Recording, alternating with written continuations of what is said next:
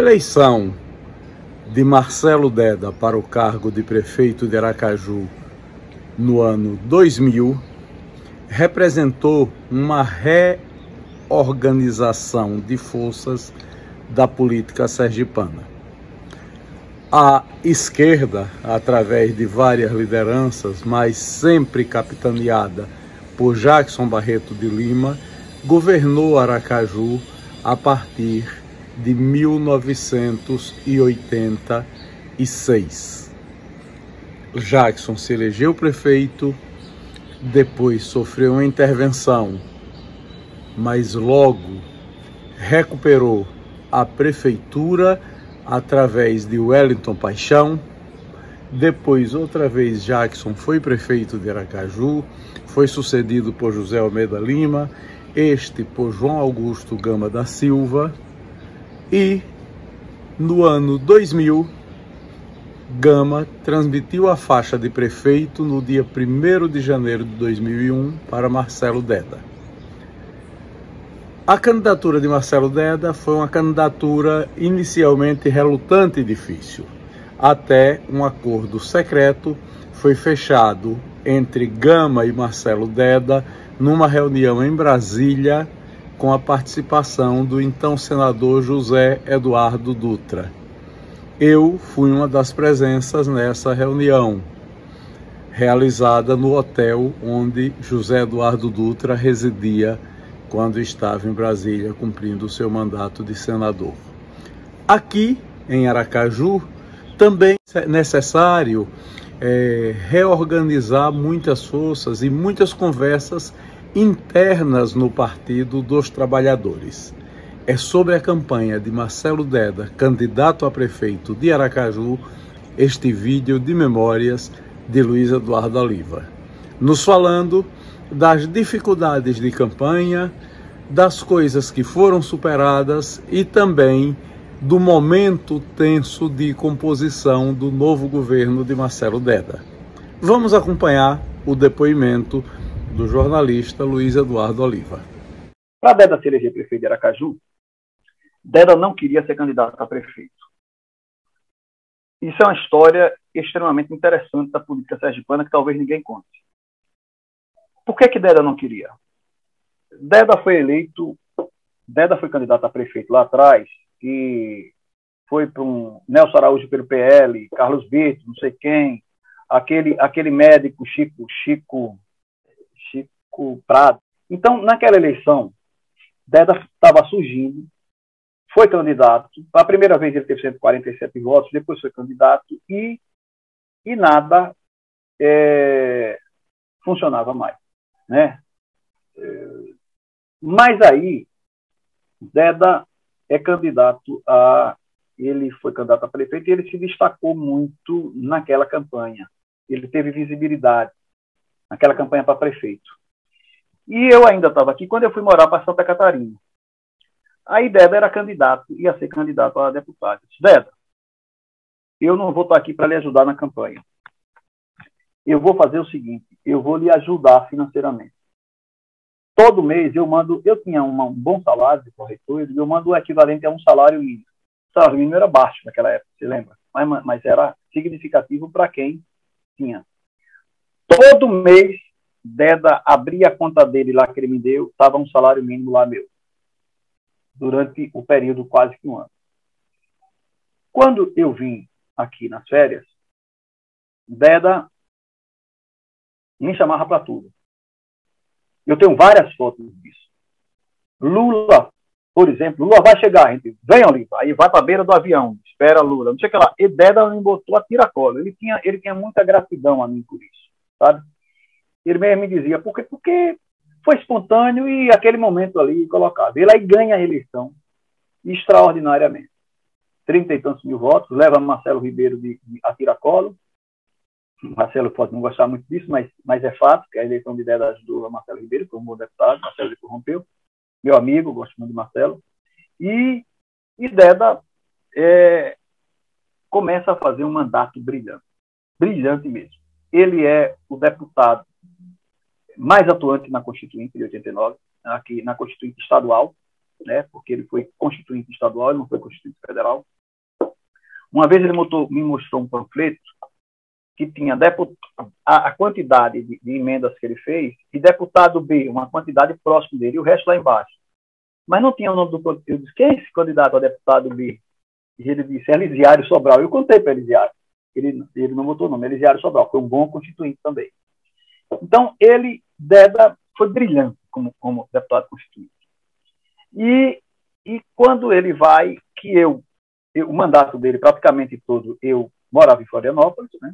Não acompanhei. Quando eu volto para aqui, em 90, Gegel era meu companheiro de longas datas, da noite. Gegel aprendeu a dirigir num carro meu. Gegel foi nas vacas magras de Gegel. Aliás, fui eu que consegui que Gegel se transferisse de direito para de história. Gegel entrou o vestibular para história. Quem conseguiu corrigir os caseiros de Holanda para ele para o curso de direito fui eu. E eu encontrei Gegel no Gostoso. Quando o Gosto Gostoso era ali naquela perto da casa de Paulo Lobo, ali naquela avenida ali. Encontrei Gegel lá e Gegel disse, Gegel era amigo de Deda, ele disse, Deda não se elege. Eu disse, impossível, bicho. O cara fez o mandato dele, impossível. Eu estava fora, né? Eu vi com o olhar de fora. Ele não se elege. Lulu, vamos apostar? Eu disse, bora, eu não sou de aposta, bora. Foi duas apostas, uma eu perdi, outra ganhei. Ganhei uma para Sérgio Montalegre. Aí eu disse, vamos. Ele, do par de Marcelo Deda. Aí eu disse, como? Ele disse, vamos engradar a cerveja. Tá certo, engradar a cerveja. Deda, de 30 mil, tem 3 mil e poucos votos, e perde ele. Volta a ser advogado do CREA. Foi ao fundo do poço, né? E aquilo traumatizou Deda. Só abrindo parênteses, a outra aposta que eu fiz foi quando o Deda concorreu com o João Alves. Sérgio Montealegre dava aula na Unicamp, que a gente se reunia sempre, e ele dizia, Luiz, o Negão não perde essa eleição, não. Aí eu disse, tá, Deda vai ganhar, rapaz. Ele aí disse, vamos apostar novamente? Eu digo, eu não sou de aposta. Mas ainda tirei uma onda com ele. Vamos fazer o seguinte, eu vou fazer uma aposta com você e eu vou propor mais caro. Se João Alves ganhar essa eleição, eu dou um Royal Label Black, que é 12 anos. E se eu ganhar, você me dá um Red, que é vermelho. O Negão preto e o Deda vermelho. Fechado a aposta. Deda ganha a eleição, me chega Sérgio Montalegre do outro dia com o uísque e me entregou o uísque, inegavelmente. Essa história lá atrás de Deda, aí Deda voltou. Quando eu vim aqui, inclusive, tomar posse, eu tenho uma foto. Na hora que a gente foi, Alencar foi me dar posse lá do Plutarque, eu tenho uma foto que a gente tinha uma mesa composta, aí eu sugeri na hora, eu e Alencar, que a gente não assumisse a mesa, a gente ficasse no proscênio do palco. A minha posse foi no proscênio do palco, para dar um aspecto mais teatral e tal, e ele topou, ficou a mesa lá atrás, e a gente sentou todo mundo ali, sabe, na beirada do palco, com as pernas de fora, em cima do palco, assim, e no Juca Barreto. E Deda foi a minha posse. Deda foi a minha posse. Pois bem, Deda vai para a minha posse e Deda me contava as histórias ainda. Quando morreu o Eduardo do Lavocar, que foi casado com Elúzia, com Eleusa Passos, eu fui com Deda e Bel dirigia, Deda não dirigia, numa Brasília, numa caravana, sei lá, um carro azul, eu me lembro até. E Deda foi me contando as histórias dele, as histórias quando o Chico Passos ameaçou ele com revólver e Digenal, você sabe dessa história, né? E Digenal chegou e disse, olha, mexeu com ele, mexeu comigo. E Deda tinha muita admiração por Digenal por conta disso, sabe? E ninguém queria enfrentar o general Digenal, que ele era foda. Mexer com o general dizer uma coisa e você esperar que ele não cumprisse, estava fudido. Era isso que Deda dizia. E Deda dizia que era de tal maneira que Deda já não via direito. Quando Deda chegava com os requerimentos, ele dizia, leia para mim.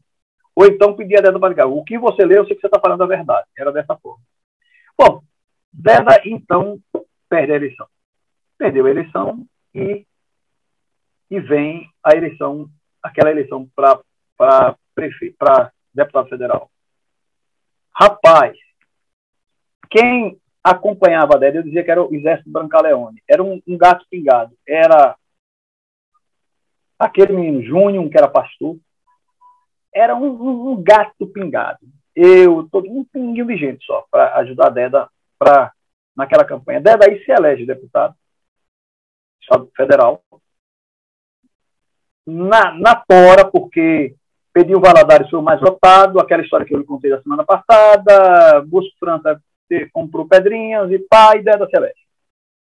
E Deda faz um mandato brilhante.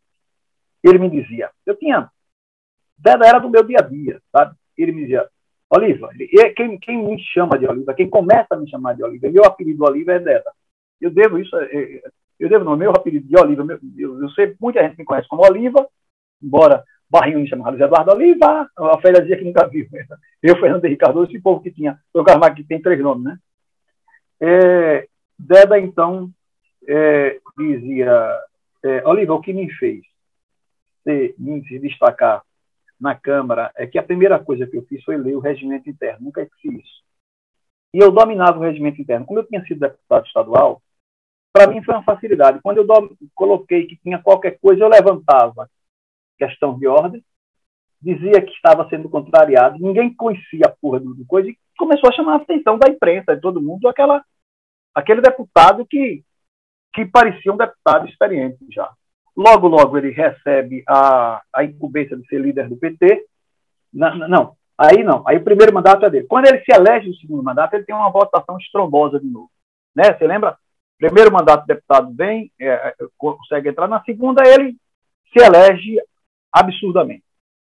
Quando ele se elege absurdamente para deputado a segunda vez,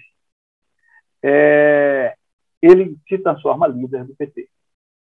Já amigo de Lula e etc. Lula não era ainda presidente da República, tinha tido eleições, Lula perdeu. Deda vem e aí começa um movimento para fazer Deda aceitar ser candidato a prefeito de Aracaju. Deda não queria ser candidato. Deda tinha um trauma da derrota. As pesquisas apontavam ele lá embaixo. Ele tinha medo que repetisse a mesma situação de deputado estadual. O mais votado e não se elegeu na seguinte. O mais votado na outra eleição de deputado federal e o ser candidato a prefeito podia melar a trajetória dele. Ele tinha esse medo. A gente faz, as esquerdas fazem um encontro no Clube da Caixa. João Fontes presente, inegavelmente. Foi aí que João Fontes entrou para o PT. E eu sentei na mesa, Lula na minha frente, assim mais ou menos, Deda ao lado. Deda me destacava em tudo, sabe? Por conta disso. Eu lá e projetou e tal. Aí Deda ainda... Alguém disse a Lula que Deda me ouvia, né? Tanto que depois eu tive um problema com Deda nesse sentido. Ele me ouvia. A Lula virou para mim, nunca me cite. Oliva,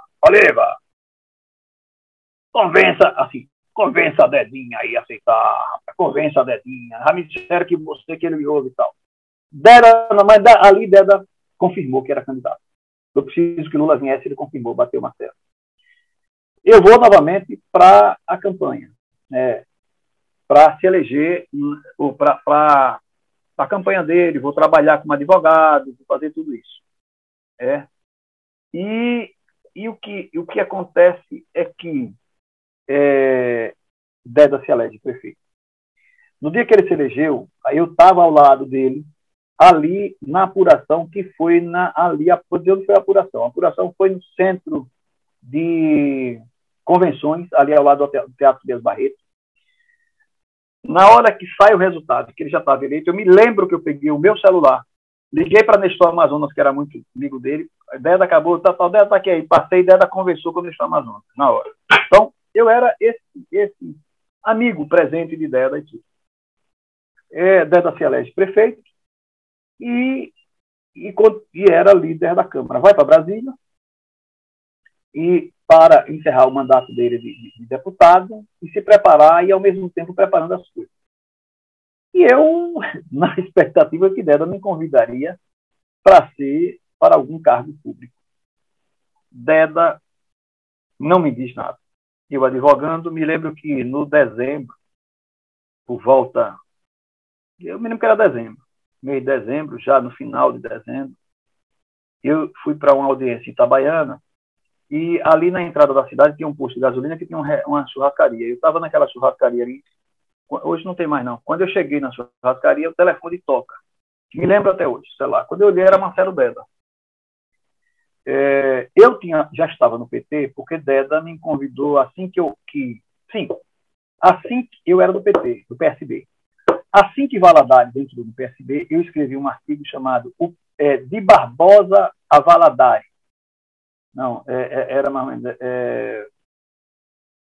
o PSB, não sei o que lá, não, Socialismo de Barbosa a Valadares, uma coisa assim. Eu dava um pau no Barbosa, que Clóvis abandonou, era o Barbosa Distância, e revoltado porque disse que não tinha nenhum perfil de a Raiz entregou, eu conhecia a Raiz, tive audiência com a Raiz entregou o partido a Valadares e eu rompi logo, saí. E Deda me convidou.